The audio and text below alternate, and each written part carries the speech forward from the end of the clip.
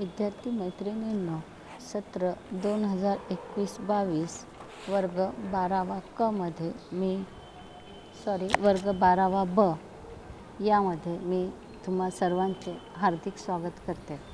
मागच्या वर्षी मी तुम्हाला 11वीमध्ये गृहव्यवस्थापन विषय हा शिकवला होता आणि आता आपणाला हाच विषय 12वीमध्ये शिकवायचा आहे। सुरुवातीला मी 11वीमध्ये शिकवले नाही, पण नंतर मग मी तुम्हाला गृहव्यवस्थापन विषय जो आहे तो शिकवला। त्याच्यामुळे गृहव्यवस्थापन म्हणजे काय तर याबद्दलची सविस्तर अशी माहिती आपण वर्ग 11वीमध्ये केलेली आहे। तर आता आपल्याला गृहव्यवस्थापन इयत्ता 12वीसाठी या विषयाचा विचार करत असताना वर्ग 11वीप्रमाणेच आपल्याला हा जो विषय आहे हा विषय 100 मार्काचा असतो आणि त्याच्यामध्ये आपण पाहतो की 70 मार्काची थिअरी असते आणि 30 मार्काचं प्रॅक्टिकल असतं। आता हा जो गृहव्यवस्थापन विषय आहे आता फारसं असं सांगण्याचं कारण नाही, कारण मागच्या वर्षी आपण ते शिकलेलोच आहोत।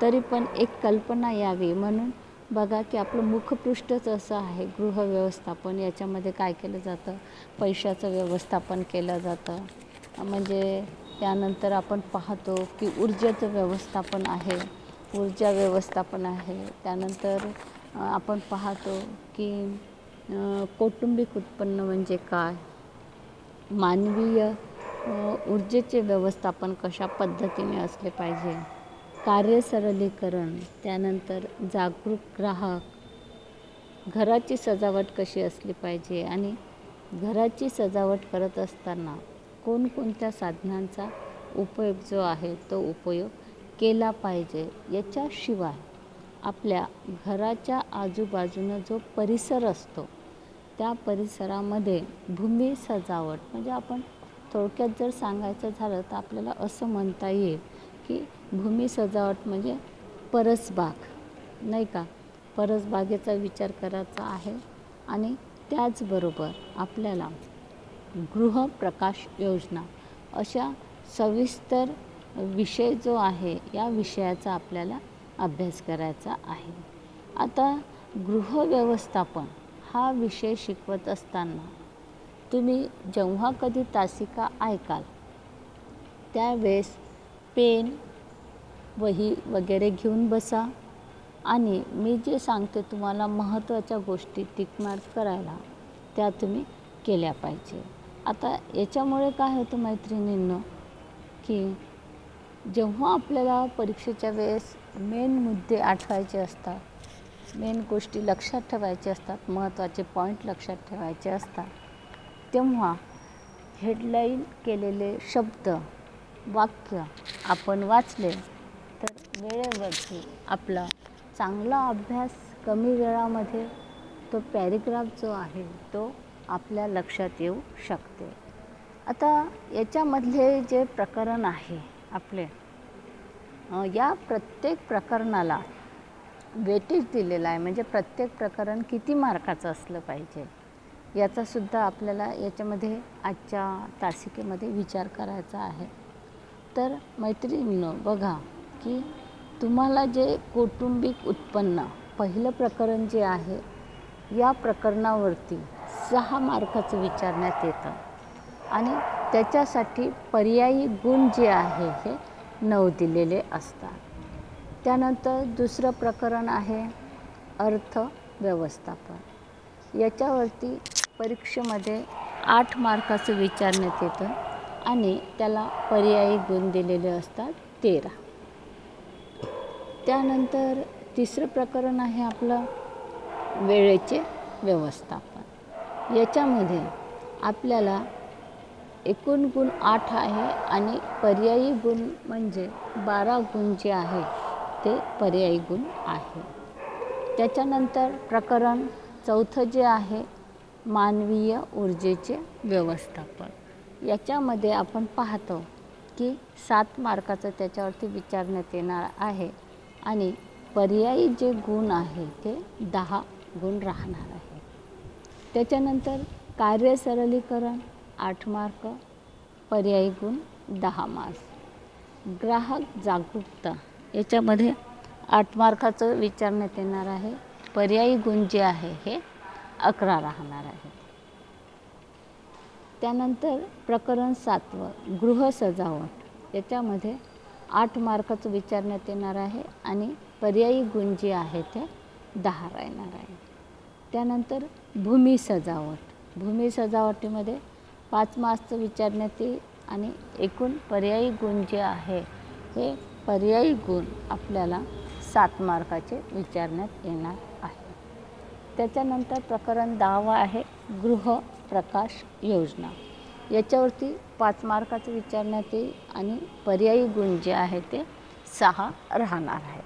तर मैत्रिणींनो, असं एकूण 70 मार्काचा थेअरीचा पेपर जो आहे हा थेअरीचा पेपर तुमचा राहणार आहे.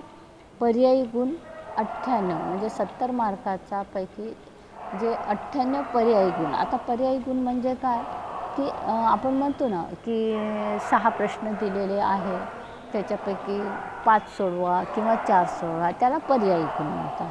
तर एकूण पर्यायासकट जर 70 मार्काचा आपण विचार करतो म्हटलं तर 98 मार्काचा पर्याय यासोबत आपला पेपर राहील आणि 70 मार्क जे आहे हा 70 मार्काचा पूर्ण पेपर जो आहे तो पेपर तुम्हाला सोडवायचा आहे.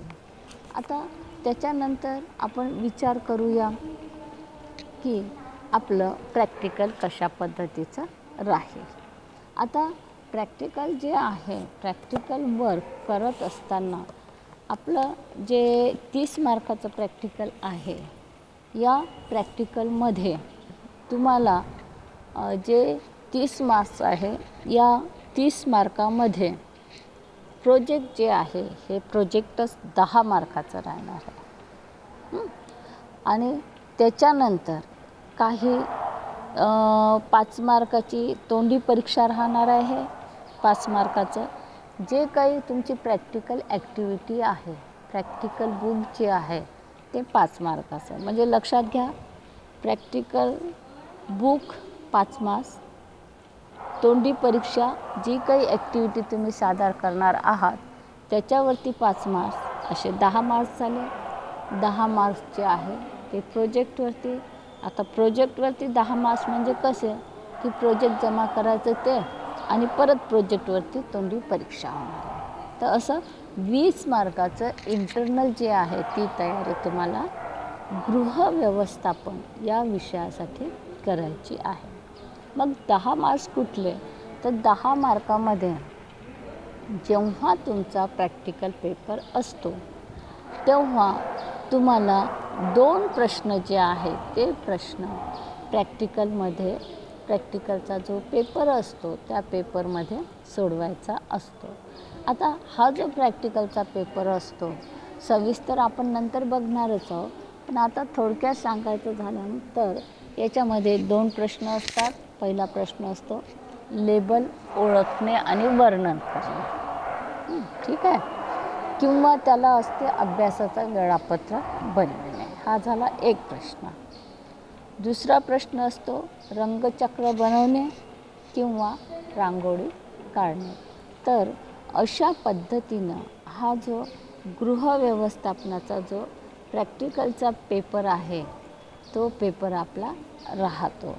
तर आजच्या या तासिकेमध्ये जे स्वरूप आहे आपलं म्हणजे गृह व्यवस्थापन हा विषय शिकत असताना त्याची थेअरी किती मार्काची, 70 मार्काची, प्रॅक्टिकल 30 मार्काचं, याबद्दल आपण सविस्तर चर्चा केली.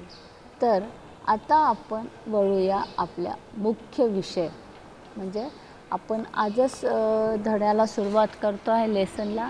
त्याच्या मागचं कारण असं आहे की बराचसा वेळ आता होऊन गेलेला आहे आणि याच्यामध्ये आणखी महत्त्वाचं सांगायचं म्हणजे असं की जे सिलेबस आहे मागच्या वर्षी 25% सिलेबस कोरोना काळामुळे कमी केलं होतं शिकवण्याचा जो पोर्शन आहे तो.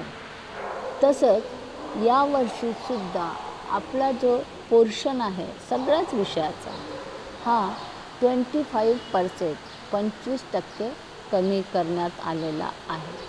ॲक्च्युली हा सिलेबस जरी कमी करण्यात आला आहे तर याच्यामध्ये कमी कसे केलं की तुमचा जो पुस्तक आहे या पुस्तकामधले काही पॅरेग्राफ जे आहे ते पॅरेग्राफ काढून टाकलेले आहे. आता हे करत असताना तो पॅरेग्राफ न शिकवणं म्हणजे काय होतं की अभ्यासाची लिंक जी आहे ती लिंक तुटून जाते. तर तसं होऊ नये म्हणून जो भाग वगळण्यात आलेला आहे त्याच्याबद्दलसुद्धा आपण थोडक्यात चर्चा करणार आहोत, म्हणजे तुमची अभ्यासाची जी लिंक आहे ती तुटणार नाही. तर आता थोडीशी प्रस्तावना आपण पहिलं जे आपला लेसन आहे प्रकरण पहिले कौटुंबिक उत्पन्न याची माहिती थोडक्यात आपण आज बघणार आहोत.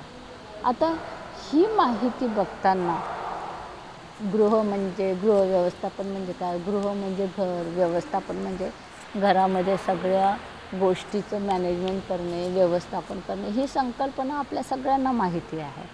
आता याच्याच मधला एक पहिला जो पार्ट आहे तो म्हणजे कौटुंबिक उत्पन्न.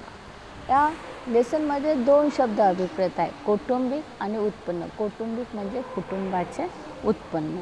आता कुटुंबाच्या उत्पन्नाचा विचार करत असताना आपल्याला उत्पन्न म्हटलं की साहजिकच तिथे काय आल्या, आर्थिक बाजू आल्या नाही का.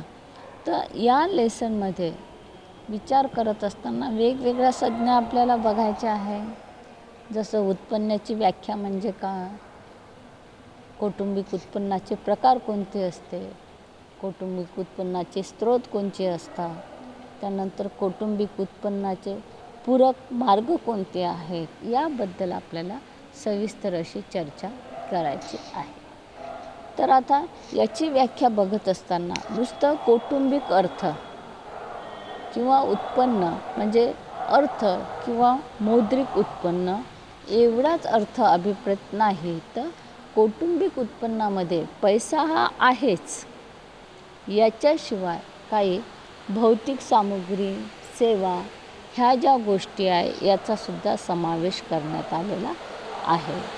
याच्याशिवाय आपण पाहतो वेतन आहे, कुटुंबाचे स्थावर व जंगम मालमत्ता आहे. त्यानंतर आपण पाहतो की स्कॉलरशिप, भेटवस्तू, काही अंतर्गत गुण व कौशल्य, पेंटिंग, पाककला, त्यानंतर काही कार्यक्रम इत्यादीच्या व्यवस्थापनातून आपल्याला उत्पन्न जे आहे हे उत्पन्न प्राप्त होत असते. बरोबर आहे.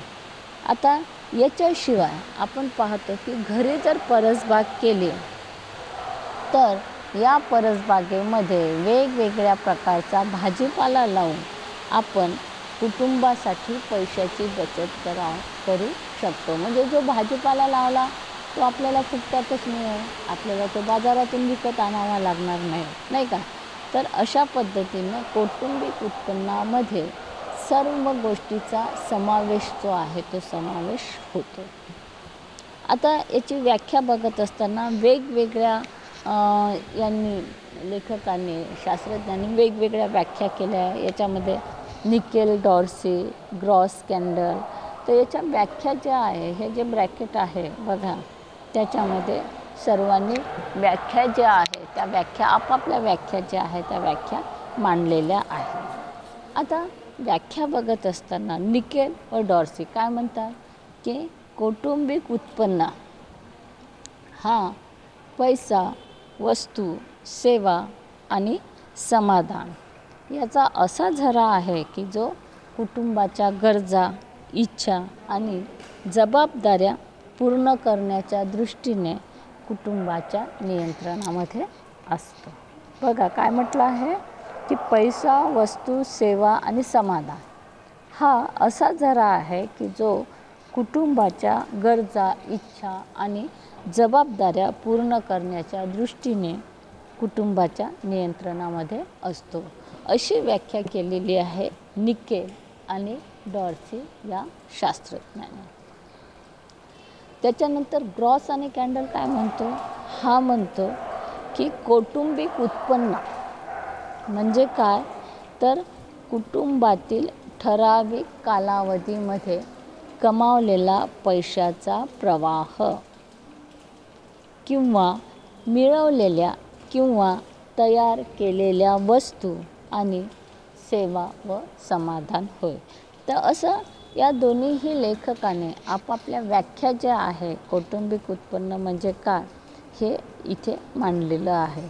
म्हणजेच काय की कौटुंबिक उत्पन्न म्हणजे नुसतं मौद्रिक उत्पन्न किंवा पैसा नसून इतर संसाधनेसुद्धा, म्हणजे मानवीय संसाधने ज्याच्यामध्ये आपण म्हणतो ज्ञान, शक्ती, कौशल्य, याच्याशिवाय काही टिकाऊ वस्तू आहे, सेवा आहे, त्याच्यानंतर सार्वजनिक सुखसुविधा आहे, या सर्व गोष्टीचा समावेश जो आहे हा समावेश आपल्याला कौटुंबिक उत्पन्नामध्ये होत असलेला दिसून येतो. त्याच्यानंतर याचे उत्पन्नाचे काही प्रकार आहे. त्याच्यामध्ये मौद्रिक उत्पन्न, वास्तविक उत्पन्न आणि मानसिक उत्पन्न. तर अशा पद्धतीने आजची ही तासिका जी आहे या तासिकेमध्ये आपण गृहव्यवस्थापनाची पार्श्वभूमी, पेपर कसा असतो, थेअरीचा कसा असतो, प्रॅक्टिकलचा कसा असतो, त्यानंतर प्रत्येक पाठाला लेसनला वेटेज कसं दिलं आहे याच्याबद्दल आपण सविस्तर माहिती पाहिली. बाकी माहिती आपण पुढील तासिकेमध्ये बघू. धन्यवाद.